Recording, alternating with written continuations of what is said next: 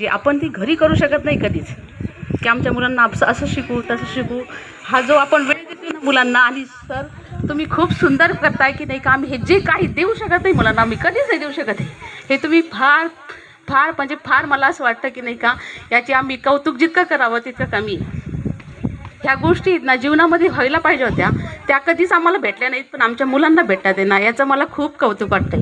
आणि ह्या सगळ्या गोष्टींमुळं ना माझी मूल किंवा बाकीची सगळीच मुलं बघा तुम्ही, कोणीच असं म्हणत नाही की स्कूलला जायचं नाही आहे, अभ्यास करायचं नाही आहे. आम्हाला स्कूलला जायचंच आहे, कंटिन्यू जायचं आहे, ऊन वाऱ्यामध्ये खेळायचं आहे.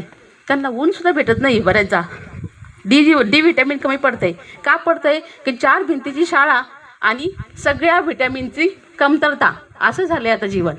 मग ह्या आरोग्यमय वातावरणामध्ये आणि सुंदर मानसिक शांततेमध्ये जे शिक्षण मिळतं आपल्या मुलांना, त्या गोष्टीचा मला अतिशय आनंद होतो आहे. आणि सरांचं आणि सर्व टीमचं मी भरभरून कौतुक करते की माझ्या मुलांसाठी जे करताय तुम्ही ते खरंच खूप कौतुकास्पद आहे. अक्षरशः मला गायभरून येतं आहे की नाही का, आता काय शब्द बोलावेत. खूप सुंदर प्रकारे तुम्ही हे सादरीकरण केलं आहे आणि अशीच प्रगती करत राहा. तुम्हाला खूप सपोर्ट मिळेल पालकांचाही. आणि ऑदर जे आहेत ना, आज आपल्याला पंचक्रोशीमध्ये अशी शाळा भेटणं शक्य नव्हतं, पण ती भेटली आहे ना, तर त्याचं सगळ्यांनी ना जरासं बाहेर पण लोकांना सांगा की कशी शाळा आहे, काय आहे, काय नाही आहे. आणि जे मुलांमध्ये जे आपल्याला आत्मसात करायचं होतं ना, त्या सगळ्या गोष्टी इथून मिळतात आहे ना, त्या गोष्टीचं सगळ्यांनी भरभरून कौतुक करा. मुलांना व्यवस्थित आहार मिळतो आहे, वेळ मिळतो आहे. विशेष म्हणजे आपण ते काही करू शकत नव्हतं, ते सगळं इथं मिळतं आहे ना, त्याचं मला फार आनंद होतो आहे. आजचं प्रात्यक्षिक पाहून असं वाटलं की माझी मुलगीसुद्धा तयार होईल.